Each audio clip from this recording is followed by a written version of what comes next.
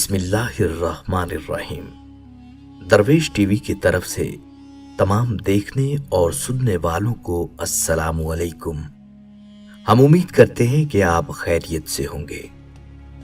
انسانیت کی رہنمائی کے لیے محسن انسانیت صلی اللہ علیہ وآلہ وسلم نے جو افراد تیار فرمائے ان میں سے ایک نام گلستان نبوت کے گل سیدنا حسن بن علی رضی اللہ تعالیٰ عنہ کا ہے۔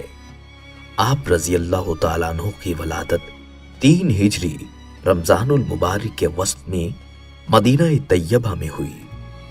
آپ کا نام حسن نبی اقدس صلی اللہ علیہ وآلہ وسلم کا پسندیدہ ہے۔ آپ رضی اللہ تعالیٰ عنہ جناب نبی اقدس صلی اللہ علیہ وآلہ وسلم کی لاڈلی صاحبزادی خاتون جنت سیدہ فاطمہ الزہرا کے بڑے فرزند ہیں۔ کنیت ابو محمد، جبکہ آپ کے القاب سبط رسول، ریحانۃ النبی اور شیبۃ الرسول ہیں۔ بچے کی ولادت کے وقت اسلام میں حکم یہ ہے کہ بچے کے کان میں اذان کے کلمات کہے جائیں۔ چنانچہ حضرت حسن رضی اللہ تعالیٰ عنہ کی ولادت پر نبی اقدس صلی اللہ علیہ وآلہ وسلم خود تشریف لائے اور حضرت حسن رضی اللہ تعالیٰ عنہ کے کان میں اذان کہی۔ بچے کی ولادت کے وقت اسلام کا ایک حکم یہ بھی ہے کہ نو مولود کے منہ میں گھٹی ڈالی جائے۔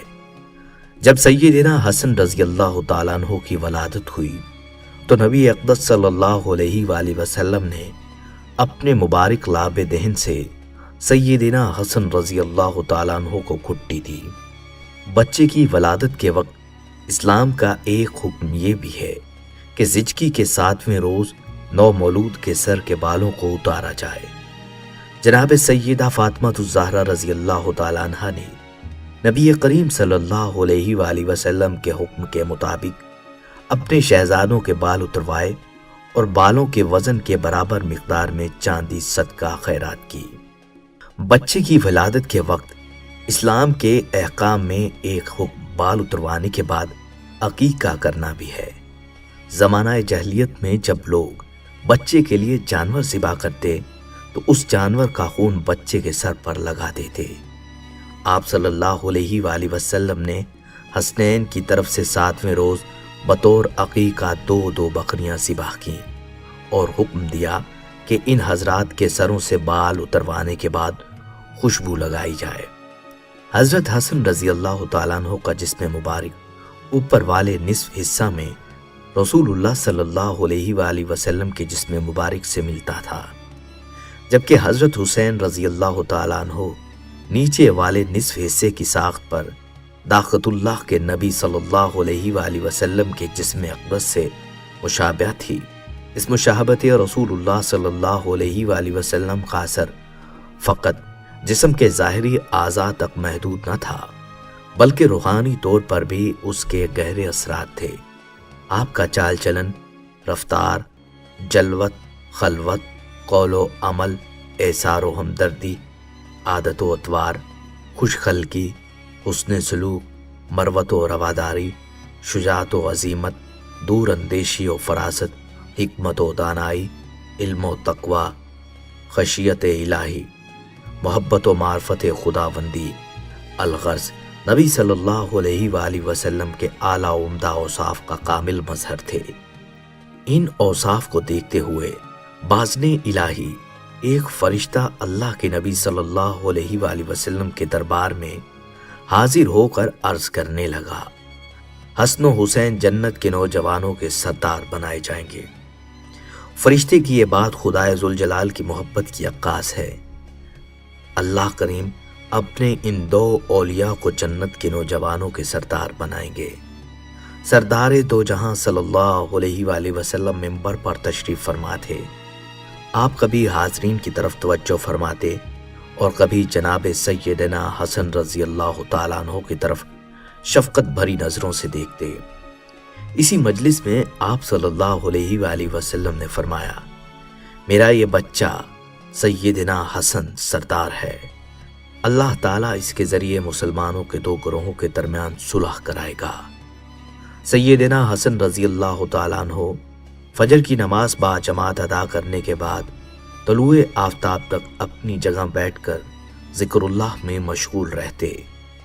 پھر آپ کے پاس قوم کے اشراف لوگ آ کر مجلس میں شرکت کرتے اور آپ رضی اللہ تعالیٰ عنہ ان کو واضح و نصیحت اور اسلامی احکامات کا درس دیتے۔ یہ مجلس چاشت کے وقت تک لگی رہتی۔ چاشت کے نوافل ادا کرنے کے بعد آپ رضی اللہ تعالیٰ عنہ امہات المومنین کے ہاں تشریف لے جاتے اور ان کی خدمت میں سلام عرض کرتے۔ کبھی کبھار امہات المومنین کی طرف سے آپ کو ہدیہ ملتا جسے آپ بخوشی قبول فرماتے۔ اس کے بعد آپ اپنے گھر تشریف لے جاتے اور شام کو بھی آپ کا یہی معمول ہوتا۔ آپ رضی اللہ تعالیٰ عنہ جب سونے کے لیے بستر پر تشریف لے جاتے تو سورہ کہف کی تلاوت فرماتے۔ سیدنا حسن رضی اللہ تعالیٰ عنہ رات کے ابتدائی حصے میں قیام اللیل میں مشغول ہو جاتے اور آخر شب میں سیدنا حسین رضی اللہ تعالیٰ عنہ قیام اللیل تہجد ادا کرتے۔ حضرت عبداللہ بن ابن عباس رضی اللہ تعالیٰ عنہ کہتے ہیں کہ جوانی میں مجھ سے جو عمل خیر نہیں ہو سکے ان میں سے ایک عمل پیدل حج کرنا ہے، جبکہ سیدنا حسن رضی اللہ تعالیٰ عنہ نے مدینہ منورہ قیام کے دوران 25 پیدل حج ادا فرمائے۔ ابو ہارون نامی ایک شخص اپنا واقعہ بیان فرماتے ہیں کہ ہم نے حج کے لیے سفر کیا، مدینہ طیبہ پہنچے تو ارادہ کر لیا کہ حضرت حسن رضی اللہ تعالیٰ عنہ کی خدمت میں بھی حاضری دیں گے۔ چنانچہ ہم حاضر ہوئے اور اپنے سفر کا ارادہ ظاہر فرمایا۔ مجلس سے فارغ ہونے کے بعد ہم لوگ جب واپس ہوئے تو سیدنا حسن رضی اللہ تعالیٰ عنہ نے ایک شخص کی وساطت سے ہم سب کے لیے 400 درہم بھیجے۔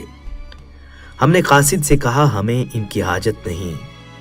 قاصد نے کہا حضرت حسن رضی اللہ تعالیٰ عنہ کے بابرکت مال کو واپس نہ کرو۔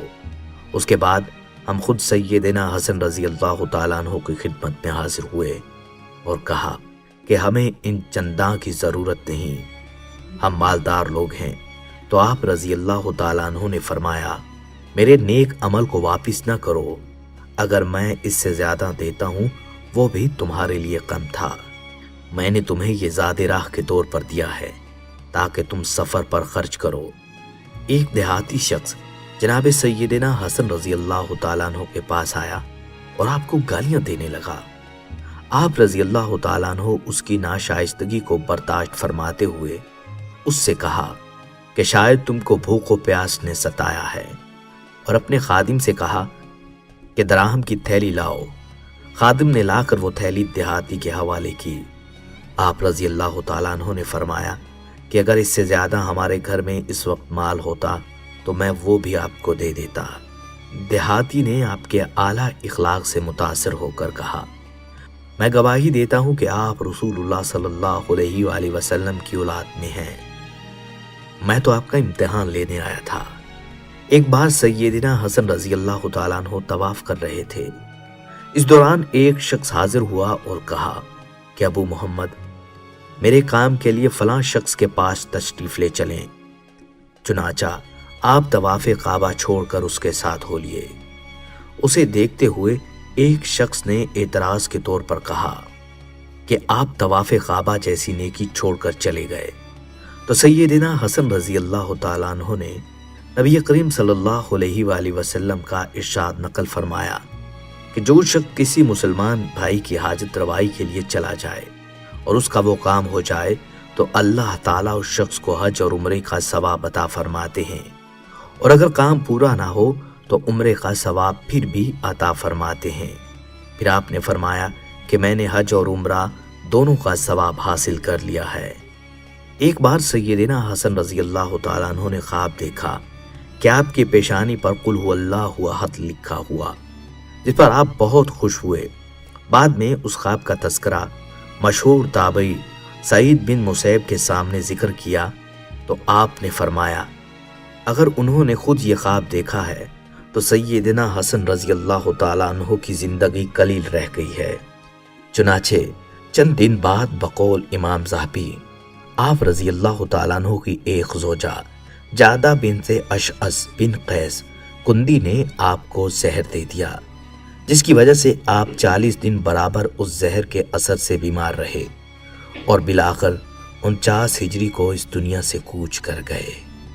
آپ کی وصیت کے مطابق آپ کا جنازہ امیر مدینہ سعید بن العاص نے پڑھایا۔ آپ رضی اللہ تعالیٰ عنہ کو آپ کی دادی محترمہ کے پاس جنت البقیع میں دفن کر دیا گیا۔ سیدنا حسن رضی اللہ تعالیٰ عنہ کے جنازے پر اس قدر ہجوم تھا کہ اگر کوئی سوئی بھی پھینکی جاتی تو وہ بھی زمین کے بجائے کسی انسان کے سر پر گرتی۔ آج ہمارے لیے غور کرنے کا مقام ہے کہ رسول اللہ صلی اللہ علیہ وآلہ وسلم نے اپنے بعد ہمیں کیسے عظیم رہنما عطا فرمائے، جن کی عملی زندگیوں سے ہمیں ایثار، ہمدردی، مروت، رواداری، اخلاص، جذبہ خیر خواہی اور امت کے اجتماعی مفاد میں اپنی انفرادی انا کی تسکین کو قربان کر دینے کا سبق ملتا ہے۔ ضرورت اس بات کی ہے کہ ہم ان کی عملی زندگی کو اپنی عملی زندگی بنائیں۔ السلام علیکم ورحمۃ اللہ وبرکاتہ۔